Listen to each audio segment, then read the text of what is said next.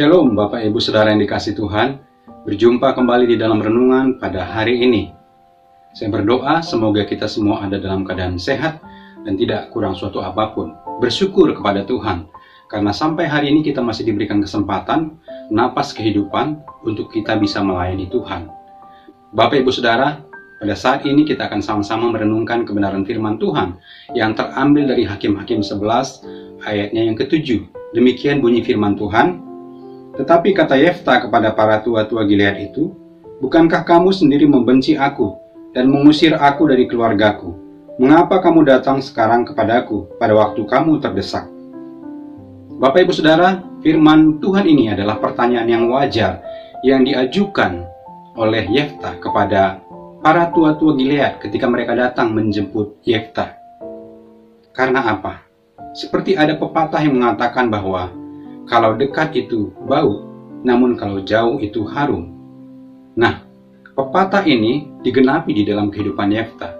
Bagaimana ketika dia masih tinggal bersama dengan saudara-saudaranya, dia ditolak, dia dikucilkan, dia tidak dianggap.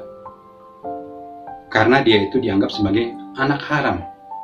Mereka menolak Yefta untuk mendapatkan bagian warisan dari ayah mereka Gilead, sehingga mereka mengusirnya.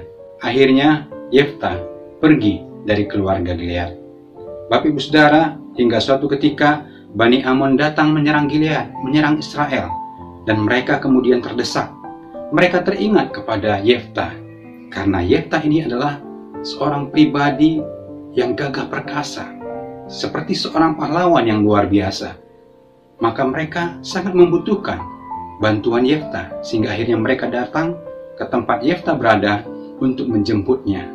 Nah, inilah yang ditanyakan oleh Yefta kepada keluarganya.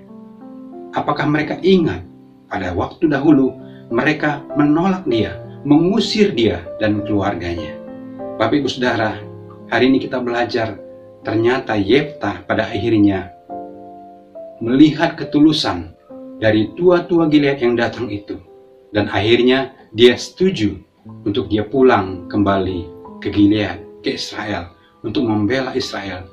Dan akhirnya Yefta beserta orang-orang Gilead dapat menghancurkan Bani Amon. Bapak Ibu Saudara, kita belajar dari pribadi Yefta. Dia adalah seorang yang berjiwa besar. Mengapa kita katakan dia berjiwa besar? Karena ketika dia dihina, ketika dia dikucilkan, ketika masa lalu yang dialaminya begitu suram, namun dia tidak mengingat semua itu. Ketika saudara-saudaranya datang, dia berpikiran positif. Dia tidak menaruh dendam, dia tidak sombong, dia tidak pasang harga supaya bisa kembali ke Israel. Namun, Yefta berjiwa besar. Dia menerima dirinya apa adanya, memberikan pengampunan kepada saudara-saudaranya, dan akhirnya dia berjiwa besar untuk mau mengabulkan permintaan mereka pulang kembali ke Israel. Bapak Ibu Saudara, hari-hari ini apapun permasalahan yang kita sedang hadapi, apakah kita memiliki persoalan dengan orang lain, ataupun masa lalu yang demikian suram yang kita miliki, mungkin kita dikucilkan orang lain, mungkin ada orang-orang yang menimbulkan kepahitan dalam kehidupan kita, mungkin masa lalu kita lalui dengan penderitaan. Namun kita belajar pada hari ini, supaya kita memiliki jiwa yang besar, seperti yang Yefta miliki. Bagaimana kita harus melupakan masa lalu, kita harus mengampuni orang-orang yang bersalah kepada kita. Kita tidak menyimpan dendam, kita tidak menyimpan amarah, tetapi kita berpikiran positif. Kita tidak berhenti, tetapi terus bergerak untuk berjalan, melakukan kehendak Tuhan dalam kehidupan kita. Seperti yang Yefta alami, bagaimana orang-orang yang dahulunya tidak suka mengucilkan dia, ternyata di kemudian hari mereka adalah orang-orang yang membutuhkan Yefta. Demikian juga di dalam kehidupan kita.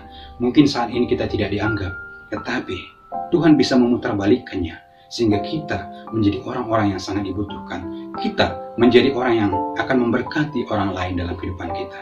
Mari hari ini Bapak Ibu, jangan berhenti dengan masalah kita. Jangan berhenti dengan persoalan yang kita hadapi. Tetapi kita berjiwa besar untuk terus melangkah, untuk terus berjalan menatap masa depan. Karena banyak hal yang Tuhan ingin kerjakan melalui kehidupan kita, supaya hidup kita terus bisa menjadi berkat. Tuhan Yesus memberkati kita semua. Immanuel.